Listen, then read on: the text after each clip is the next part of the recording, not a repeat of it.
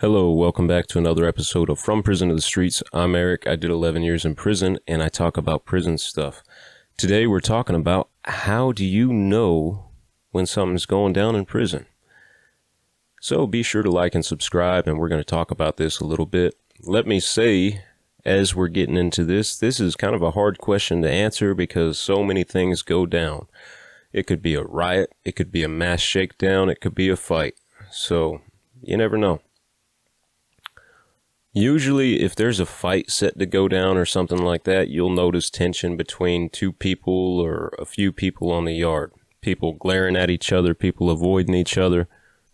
Occasionally, when it's about to go down, you'll see people clear out of a certain area. Like if two people are getting ready to have a fight in the shower, everybody's going to clear out of that shower, okay?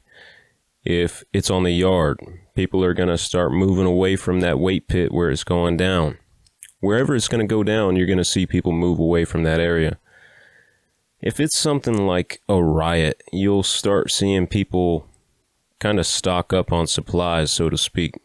You know, you might see a broomstick come up missing. You might see locks start coming up missing. You might see, pieces of metal start disappearing off of things, a pin off of a weight machine. Or a piece of a bunk gets broken off, or a piece of a locker gets broken off. Stuff like that starts happening, or maybe a door on an ice machine gets taken off. You'll see people stashing stuff on the yard, and that's kind of hard to see unless you're paying attention. Someone will just be sitting on the yard, they'll have a knife on them, and they'll jab it down into the dirt. And you'll notice tension, you'll see people congregating together in certain parts of the yard. You'll notice that tension, and certain groups of people won't be messing with each other anymore. For example, it's not uncommon in Kansas prisons to see white guys and black guys playing cards together. But if there's a race riot getting ready to go down, you're not going to see those guys playing cards together anymore. You're going to see a group of white guys over here. You're going to see a group of black guys over here. They're not going to be associating with each other. They're not going to be mixing it up. So those are a few things, and you'll also notice the looks. You'll see people mean mugging each other or avoiding eye contact altogether. But that's kind of hard to go off of because you get a lot of that in prison anyway. You don't want to mean mug someone. You don't want to be eyeballing someone or just looking at them for no reason. That in itself can start a fight.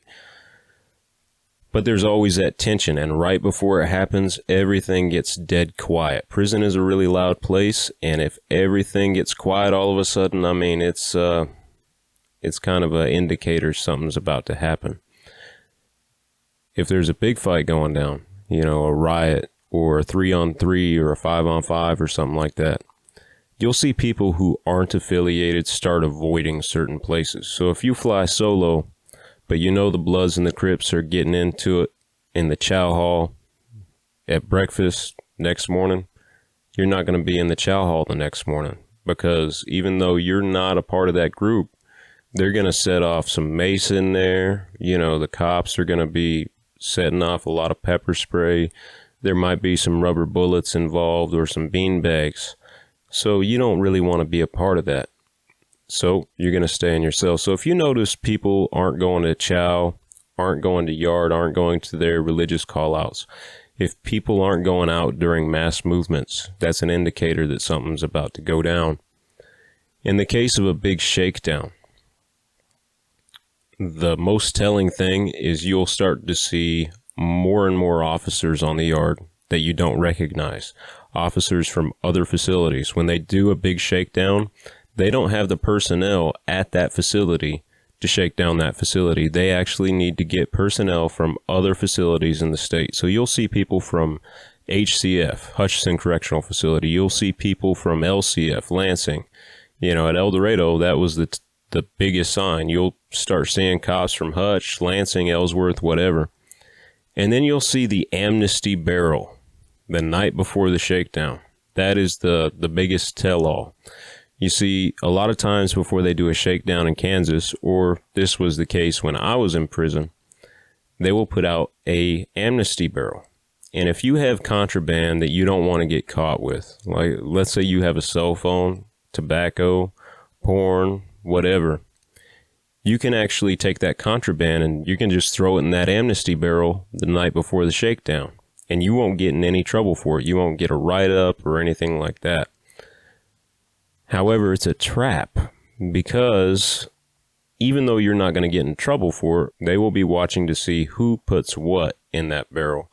So if you've got something going on, you know, a long-term hustle, something that you do to make money, or if you have a cell phone or something like that and put it in there, you can bet after that shakedown you're going to be under investigation. Same thing with tattoos, tattoo guns, tattoo materials. So it lets you know there's a shakedown coming, but I wouldn't recommend using it because that's going to get you put under investigation. So increased police presence, you have an amnesty barrel. You'll also hear rumors amongst the guards. You'll also see rookies out on the yard shaking people down, patting people down, I should say, while they're going to and from the chow hall. Hey guys, video's not over yet. I remembered that I left something out. I'm sorry I look kind of grimy and stuff. I've been out burning brush all day, so, you know, I'm covered in ash and all that good stuff. But anyway, I forgot to include a pretty important detail when I made this video.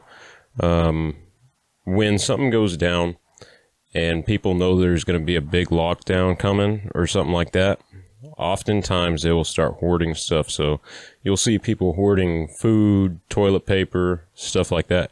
I say toilet paper, and it struck me as really funny when the pandemic hit because toilet paper started disappearing. It's like, oh man, it's almost like being in prison again. People hoard toilet paper in prison because if you're going to be on lockdown for a long time, you're not going to be able to get any toilet paper. You know, yeah, it gets kind of rough. But yeah, you'll see people hoarding stuff. If something big's going down, there's going to be a long lockdown. Anyway, so that is the end of the video. Sorry I had to add this in on the end. I just forgot all about it. So, yeah, I'm human.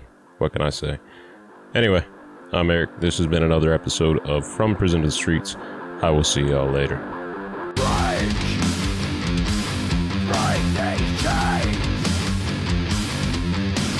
They can't know what can be